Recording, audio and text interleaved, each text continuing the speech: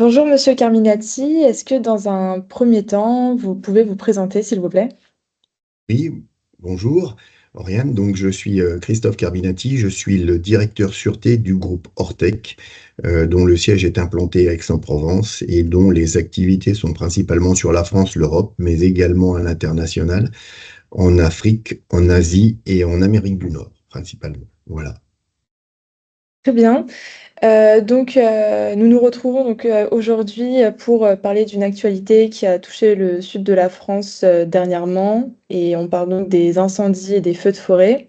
Oui. Vous avez été impacté? Oui, on a deux agences qui ont dû cesser leurs activités à cause de nuisances. Alors, elles n'ont pas été touchées directement par le feu et les flammes, mais elles ont été impactées par les nuisances générées par cet incendie, c'est-à-dire les fumées et les risques qu'il y avait, puisque les feux étaient à proximité de certaines agences. Il y a une agence où le feu a été stoppé à peine une centaine de mètres. Très bien.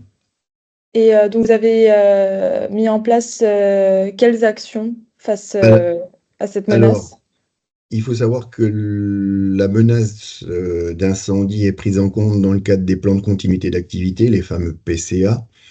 Et donc, en plus de cela, l'été, comme on est dans une région qui est connue pour être une zone où les incendies sont réguliers, on va dire, on a mis un dispositif particulier en place pour toute la durée de la période estivale. On a des réserves d'eau qui ont été prépositionnées, on a des dispositifs d'extincteurs qui sont mis en place, on a des rondes de personnel qui sont effectuées à la longueur de journée de manière à pouvoir surveiller les lieux. Et puis on a demandé à nos télésurveilleurs, nos sociétés de télésurveillance, d'être beaucoup plus actifs et de jeter un œil. On a sur certaines agences des caméras thermiques qui permettent de déceler tout départ d'incendie. Voilà, au niveau des Très moyens. bien. Très bien, OK. Pour, avoir mis en place toutes ces actions, il y a eu des collaborations? Oui, il y a des collaborations qui ont été faites donc et avec les services de l'État, mais avec des sociétés privées également. Et OK. on est très proche. On a mis en place, on a développé des process. Mais l'objectif principal est quand même de rester vigilant et de prévenir, d'anticiper, de manière à ne pas avoir à réagir. Bon, là, c'était particulier, c'était assez soudain, hein. Un incendie, c'est jamais planifié, c'est jamais programmé, c'est toujours imprévisible. Mmh. Et ça a nécessité donc une réaction. Voilà. OK. Quelles sont vos préconisations pour les prochains jours à venir? Alors pour les prochains jours, donc restez vigilants, bien entendu. Je vais certainement être cru, mais comme presque tout a brûlé, j'allais dire, la vigilance sera de mise, mais le risque va être atténué, puisque malheureusement, il n'y a plus rien à brûler, tout a brûlé, hein. Donc, euh, mais on n'est pas à l'abri d'un retour. D'ailleurs, les pompiers, hein, sont toujours en effectif moindre, mais toujours présents à surveiller la zone, parce qu'il se peut qu'il y ait en sous-couche un redémarrage de l'incendie, puisqu'ils ont bien arrosé la zone, mais il y a toujours des risques, et actuellement, il n'y a plus de vent, mais il fait extrêmement chaud. Donc ça, potentiellement, ça peut redémarrer.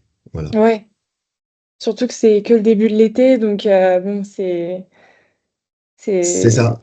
Ce week-end, ça va être un week-end de chasse et croisée. Il va y avoir énormément de monde qui va circuler, donc ouais. les risques vont être accrus, tout à fait. Très bien. Quel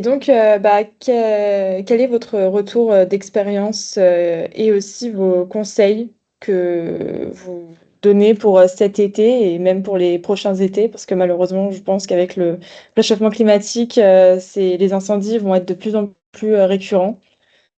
Alors, le retour d'expérience, il est simple. Je vous l'ai dit, on a Oui. intégré donc cette menace. Avec le réchauffement climatique, elle est de plus en plus présente et elle ne touche plus que le sud de la France, puisque j'ai vu qu'il y avait eu d'autres zones de France, plus dans le nord, qui ont été touchées, où des incendies ont eu lieu. Donc, il n'y a pas que le sud qui est menacé. Pour cela, donc, nous, on l'a intégré dans nos plans de continuité d'activité. On s'y prépare régulièrement, on joue des exercices. On joue des exercices au niveau de la société, mais pas que. on joue aussi des exercices avec, vous l'avez dit tout à l'heure, les services de l'État, les prestataires extérieurs. On forme nos personnels, on a des sensibilisations régulières, on a des rappels, on fait de la communication. Et l'ensemble combiné de toutes ces opérations permet effectivement d'atténuer ou de limiter les effets et les conséquences donc d'un incendie. On est particulièrement vigilant, par exemple, pour tout ce qui est végétation sur nos sites. On les entretient, on les taille, on les tond, enfin, de manière à éviter que ça propage davantage et qu'en cas d'incendie, on ait des soucis particuliers, quoi, voilà. Ouais, ça devient un réel coût maintenant, donc Tout à fait. de faire face, à ce réchauffement climatique au final. Tout à fait.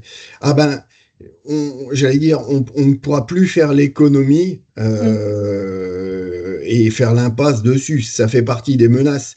Et au-delà de tout ça, toutes les sociétés sont là. Je vois, nous, on a un système informatique qui est hébergé donc chez un hébergeur qui est à proximité de Marseille. Le feu est venu à proximité de son data center. Ça nous a inquiétés puisqu'on s'est posé la question de savoir, bon, le data center est bien organisé, il a pu basculer sur un autre data center, mais ça fait partie des menaces à prendre en compte, tout à fait.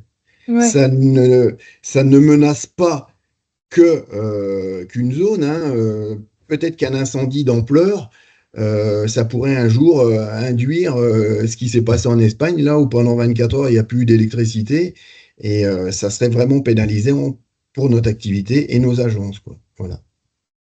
Très bien. Bien écoutez, bah, merci beaucoup en tout cas Ben, de rien. pour ces réponses très enrichissantes et il est vrai qu'à l'heure d'aujourd'hui, il y a énormément de stratégies, et de nombreux enjeux, pour faire face malheureusement à ces incendies, comme on a dit, qui sont, de plus en plus présents malheureusement. Mais, il est vraiment essentiel aujourd'hui de pouvoir en discuter et de trouver des solutions et échanger, sur ce sujet. Bien Bah, sûr. merci beaucoup en tout cas. De rien. Et si vous avez des retours, je suis preneur. Merci à vous.